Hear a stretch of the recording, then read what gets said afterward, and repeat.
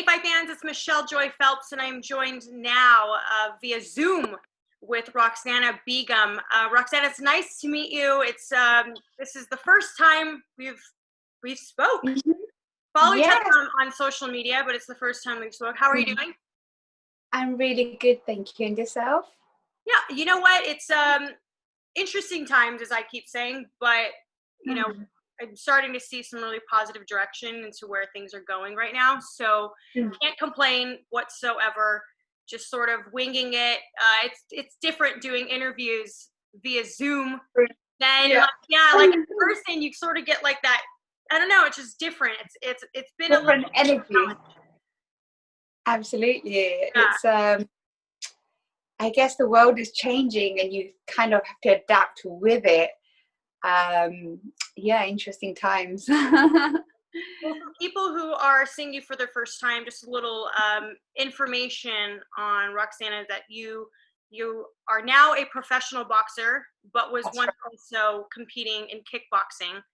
That's right. You just signed a 3-year deal with my friend Sam for S Jam Boxing to manage you, and you're also currently signed to Haymaker Promotions. So just talk a bit about, first and foremost, I was reading that your inspirations were always Bruce Lee and Muhammad Ali, but I Yeah. often get asked all the time, like, well, what inspired boxing for you? So I'm going to ask you the same.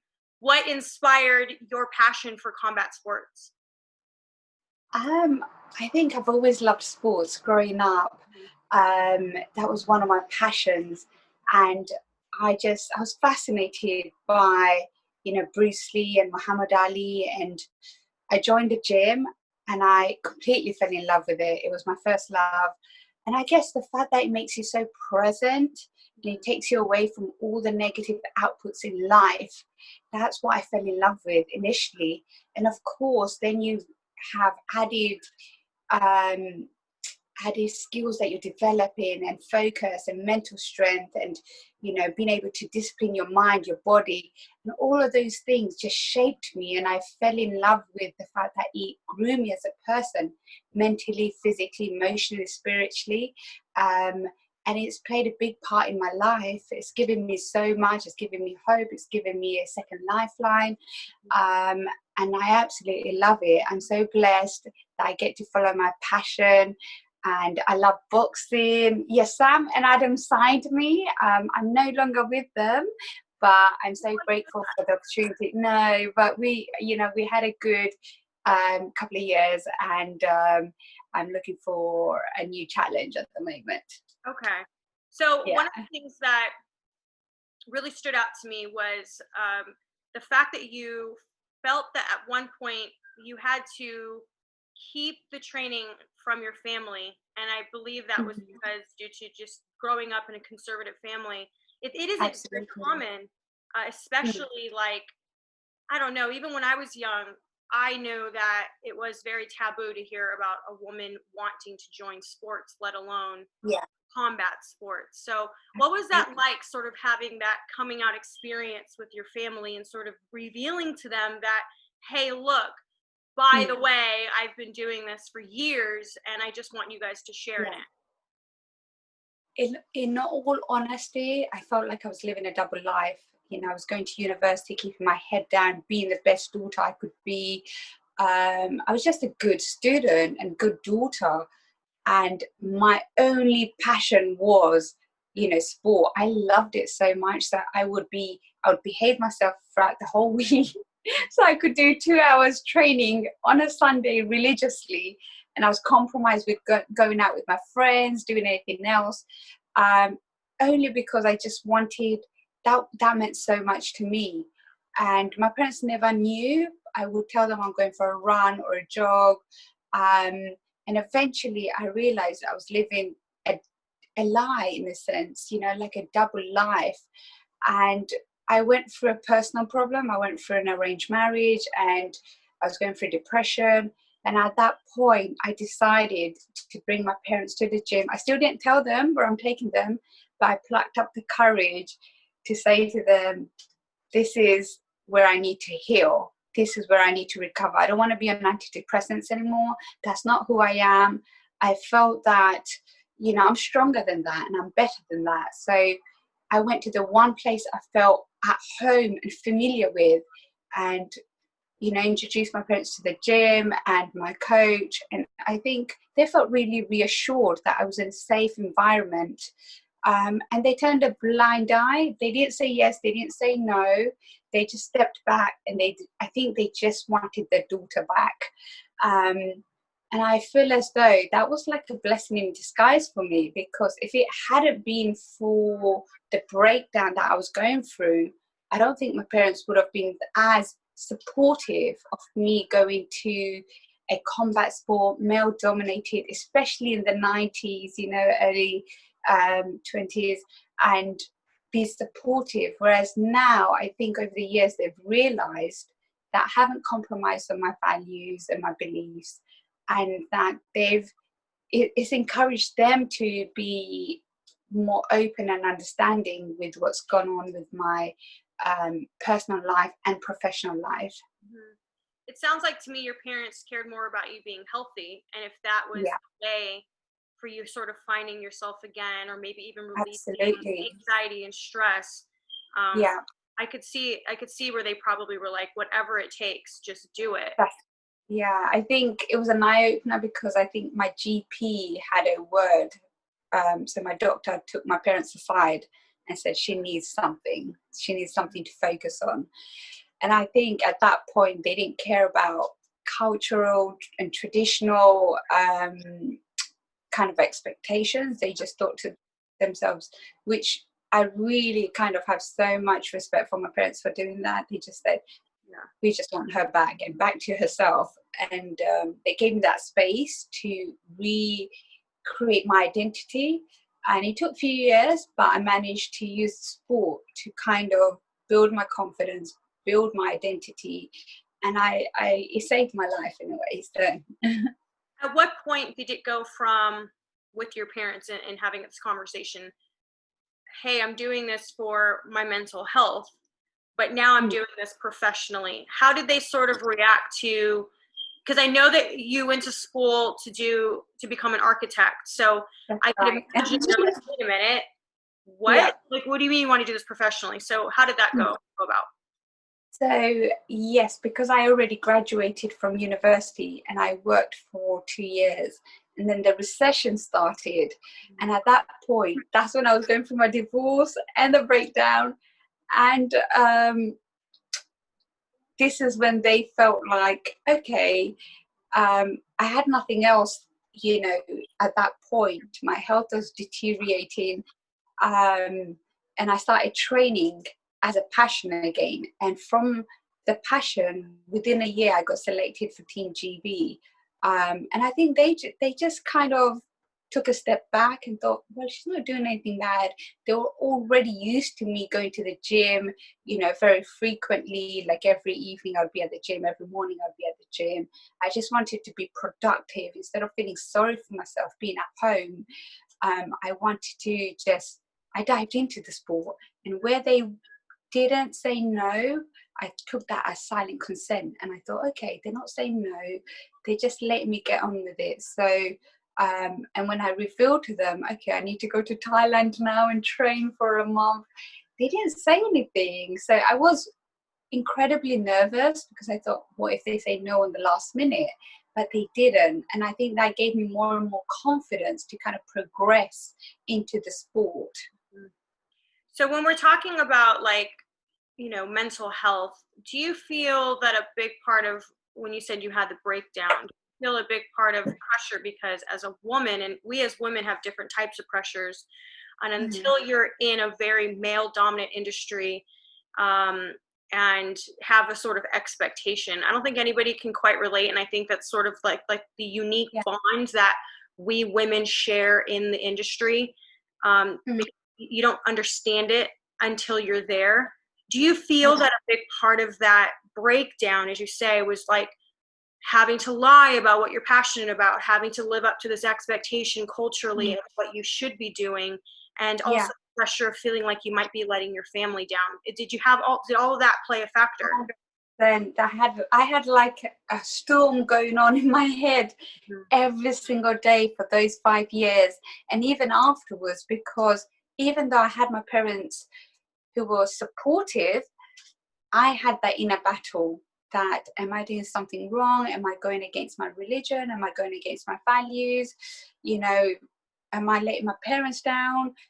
Who am I? And there's so many thoughts that went through my head, because, can I make a living out of this? Why am I, even having debates with my brothers, because they felt that you've studied architecture, you're working in a firm, and now you're going from working in a top firm into a sport that doesn't actually support you, financially or in any way. But it made me happy.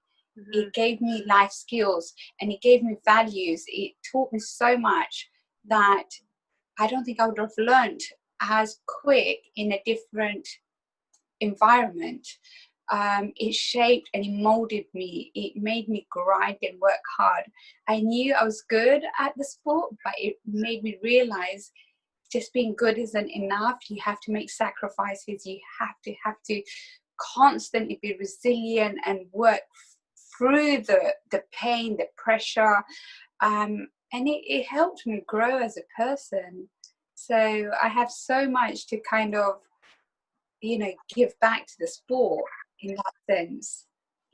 Do you have other women who approach you who are in similar positions that you once were in, where they find themselves sort of in this limbo of not really knowing how to say, look, I don't want to be what you expect of me to be. I want to be myself. I want to follow my passion, even if that goes against everything that I guess you're raised to be. Do you find that other women are approaching you or asking you for advice on, and if so, what do you tell them? I think definitely, when I look around, especially in my community, people are still, trying to get the balancing act right between being British, being Muslim, being Asian, being traditional, being a good daughter. There's so many expectations, what the norm is, and then being able to pursue a sport and being successful, or just being happy, that mental health aspect. And I guess my advice is always to kind of do what you're passionate about, but find a way to bridge the gap between all of those aspects of your life, because you're not one thing, you're many things. I'm a daughter, I'm a sister, I'm a auntie, I'm a boxer, I'm a former kickboxer, I'm a coach. There's so many parts of you, and you need to be able to respect that and communicate. And it took me many years to be able to find that balance, because I always thought you have to be one or the other, and now I've realized no, you could wear different hats, but it's being respectful, being courteous, and just being just bringing in that human aspect to it, and not judging people. And it takes time. People will always listen to you and give you the time of day if you can actually express yourself. And that took some time, but I got there in the end. So yeah, because my family means so much to me, I didn't want to ever lose them or upset them over choosing something that I felt that was part of who I am and who I want to become. So both things were important to me, and yeah, it's an ongoing conversation. You don't have to be a rebel. You don't have to be. It's actually, sport brings you back to who teaches you so much about living in unity and compromising and sacrificing. These are all aspects of maturity, and throughout the sport you need that. You need to be able to adapt to situations. It's never the circumstance, it's how you react to it. One of the things I love was that you created a hijab so that you can actually work out and train in it, which would encourage other women to do the same, to whether that be, again, professionally or not professionally, doesn't Yeah. matter. Like you said, it's just a really great outlet for you to sort of blow off steam, or just have, I don't know. I can relate to that, because although I don't do it professionally, if I don't have some sort of like outlet, like with Mhm. exercise, I go crazy. I have anxiety, I have panic attacks, I overanalyze everything. I'm just Yeah, like that person. So I completely get it. But I love sure. that you did that. Do you want to talk a bit about uh Absolutely. I was inspired. I remember after the 2012 Olympics, I remember like this was the first year where women's boxing was introduced to the Olympics. Saudi Arabia was competing in the Olympics, and I just felt that there was no sports hijab for just the average person who wants to go to the gym, or a mother who wants to just go for a jog, school young girls doing PE. And Nike, I remember, designed it with one off piece for one of the athletes, and even then they were debating whether it met the health and safety requirements. So I was just inspired by that, and I felt that it should be available for everyone. And fitness should meet faith. There shouldn't be a compromise in that. And that's something that resonated very strongly with me because of the battle that I had going into a male-dominated sport, where actually I want to reassure my parents that yes, you can conduct yourself appropriately. You don't have to compromise on your faith. You can wear a hijab if you want to. You can dress appropriately. And I wanted to create that avenue for Muslim women to be able to have one less stress, and they could still train, still compete, whether it's professionally or as a hobby or a passion. That opportunity and door was open for them. So I created that, and did really well. And I think now we've got so many other brands that have created hijabs, and it's fantastic that we see so many more Muslim women actually taking up sport and wearing the full hijab. Mhm. What is the ultimate goal for you? What would you like to see yourself achieve in the sport of boxing? I guess, I know this is going to sound insane because people are, you're 36 and you're a woman and you've already done one sport. But I remember when I became a British champion, and my coach said to me, well, you've become a champion now, you can retire. And I said, no, but if I become a British champion, what's stopping me from becoming a European champion?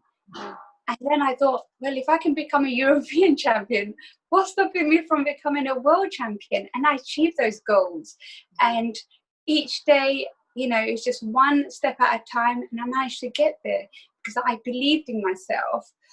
And I feel the same with boxing. This was a new mountain for me to climb, stimulated mentally for me, and it's given me a different lifeline. I feel like I can make a huge difference in boxing, in the world, being able to conquer another sport. So I feel so passionate. The ultimate goal will be to become a world champion in boxing.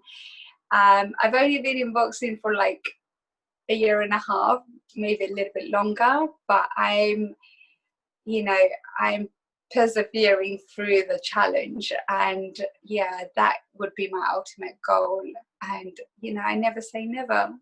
I'm just going to keep going, and hopefully.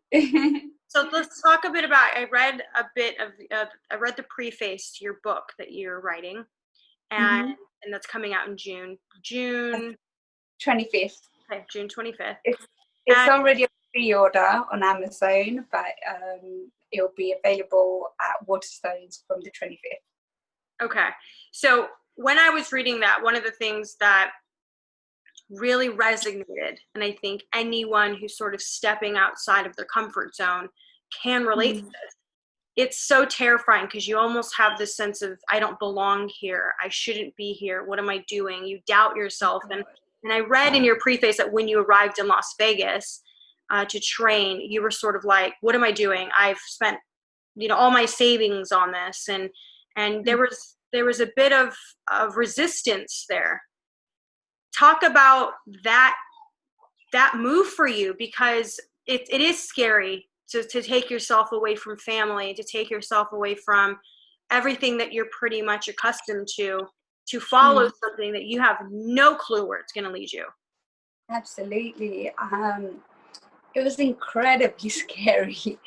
And I guess I took a leap of faith, and I thought to myself, I've already come this far. I can't look backwards anymore. And every day I was improving, and I was thinking, okay, I'm getting one step closer to my goal. And I remember Salas, my coach at the time, when I went and saw him, he said, baby, nothing happens by accident. You are meant to be here. But it was, incredibly testing time for me, especially being by myself, being a woman in a male-dominated world, in a foreign country to me at the time. I didn't have managers. I was just by myself. But I believed in my goal, and I believed in myself. And I felt that if I can do this, imagine how many people I can inspire. Sorry, I'm getting emotional. That's okay. I get it. So I think, I look back and I still can't believe I did that. That was me.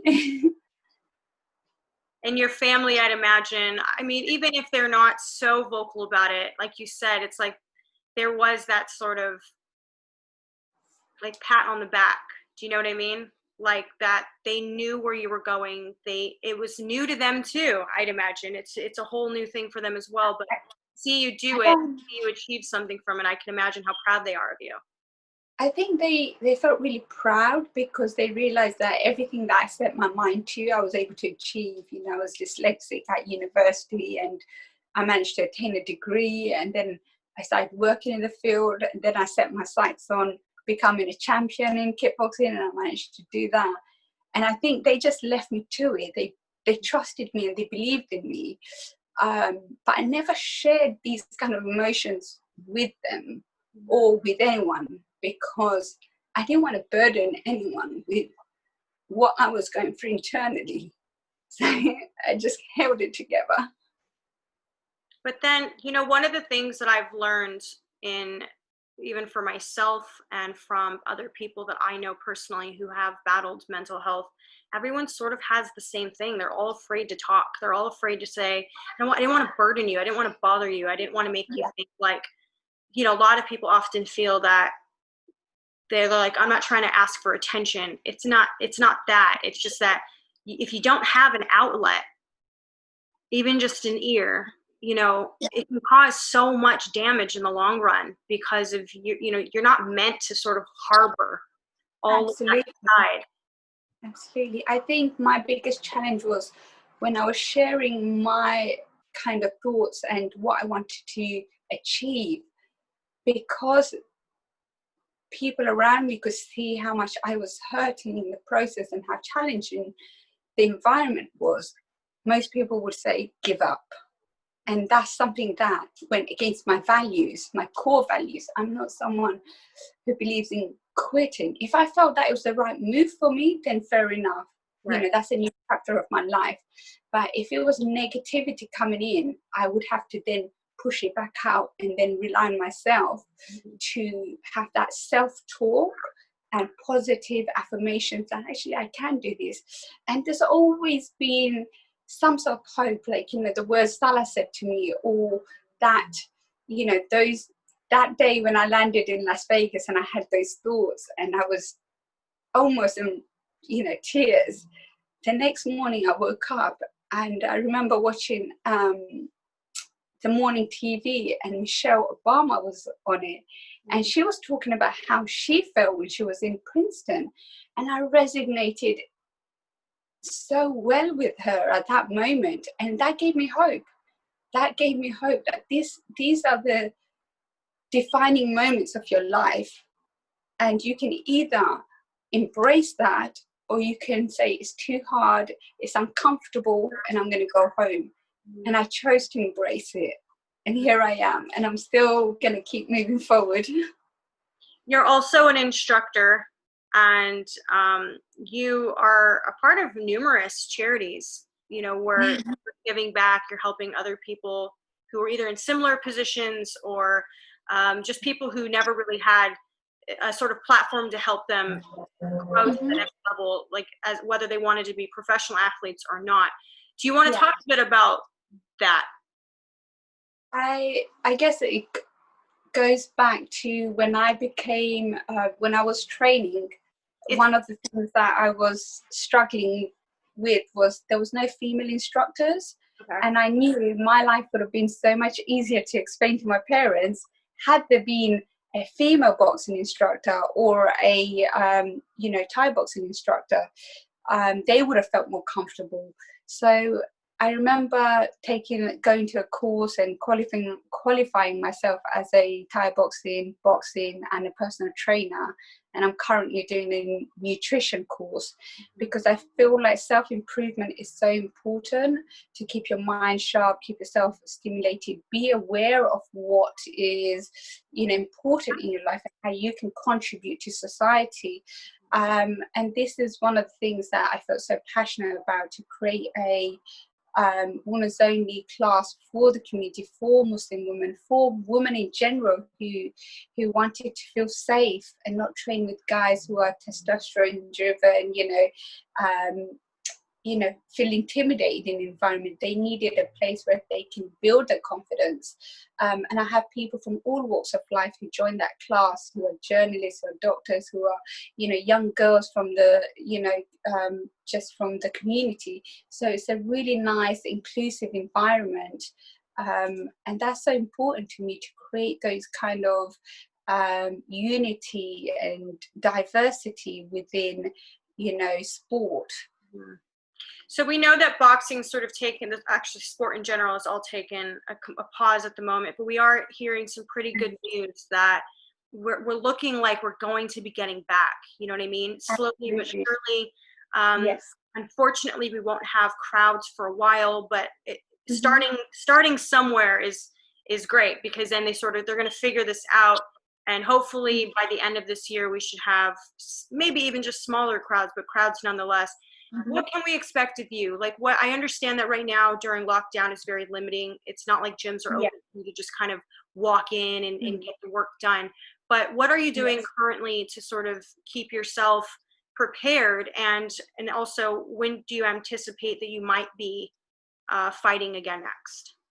So I'm still obviously training, like going for my run, doing my cardio. I've used this time to work for me, and I've realized I've come into boxing from a different sport, and boxing is a completely different sport. There's a different rhythm, there's a different speed and psychology, and I've realized I need to go back to basics. Yes, there's transferable skills such as willpower, being disciplined, being focused, being a fighter. I know how to fight. But now it's the time for me to work on my footwork, to work on my strategy, to understand the psychology of boxing. And I'm really, really enjoying it because there's no pressure, but I'm taking this time to enhance my skills. And I'm realizing actually I do belong in the ring, because I'm picking up things really quickly. I'm so excited to be back in the ring. I'm speaking to a couple of promoters at the moment, so it's really exciting times for me. So we're looking at hopefully July, possibly. So I don't want to say too much because I'm not sure if I'm allowed to, but it'll be amazing. It'll be incredible to be back in a big arena. So yeah. I know, I can't wait either. You find yourself looking back and you're like, oh, all those times I was complaining because I was, it was too packed, or it was too this. It was like, you look back and you're like, you should never have complained about those things, because now you just appreciate it differently, don't you? Very true. Like, we have a tendency to try and live in the past or to live in the future, and you forget to live in the present and really embrace this time, because this is all we have. And really, you need to use this time to prepare for the future and really cut the past and leave it where it is, because you tend to regret, oh, I should have done this, or I should have fought on this show. And then you kind of go into a vicious circle, and it's self-harming yourself. So yeah, again, that mental positive attitude it's all about being your own best friend and giving yourself that care and love and forgiving yourself and saying, actually, no, everything is how it's meant to be. I needed to learn a lesson from this experience. There's so many times you have to fail in order to learn something greater through your failures rather than through your success. And once the penny drops, it's like a different world. And I think that's going to be the case with me in boxing, because I've made such big improvements now. And I'm, really excited to see what I can now achieve in boxing, because mentally I'm in a different place. Physically, I'm in a different place because I've learned to love my body. And because again, that's another thing that people don't understand, especially being a boxer, you're constantly dieting and watching your weight, at the same time having to perform at a peak level. And it can be really mentally draining to be on the scales every morning and then having to run and then having to run in the evening. Yeah. You can't really socialize with friends or family. And it's not just a one-day thing, it's part of your lifestyle. Yeah. So yeah, it takes a lot of kind of willpower to be in that state at all times. Well, I have respect for you guys, period, because there's no way I could do what you guys do. There's no way. I can't. I can barely count calories, let alone like have to get on the scale every day and then go run off what I just ate. So much respect for you athletes for doing what you do. Before we go, I just want to say I wish you nothing but the best.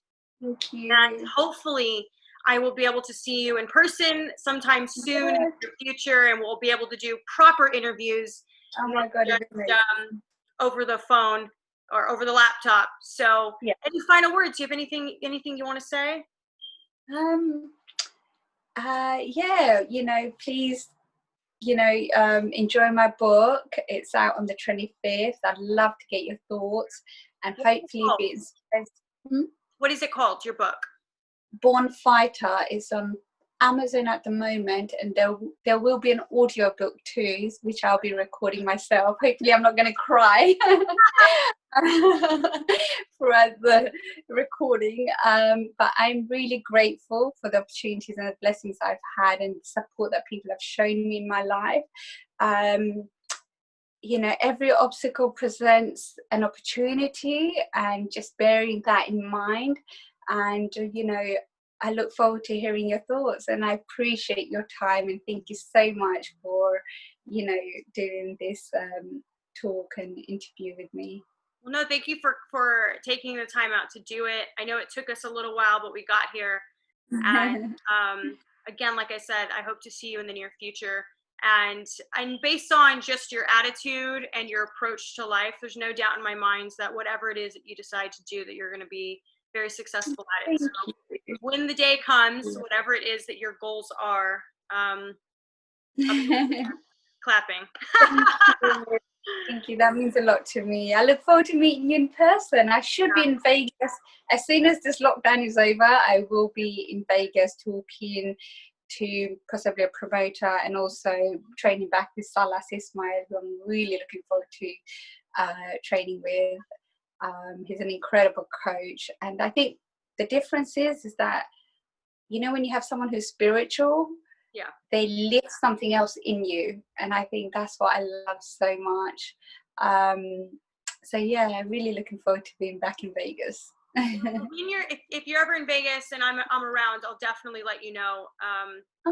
Brilliant. It really depends on what's going to be happening and going on and whatnot. But we'll keep in touch, and have a good rest of the evening over there. Thank you. Just starting my day here. So, but I'll see you soon. Thank you so much. Have a lovely day. Bye-bye. Bye, fans. Bye. Bye, everyone.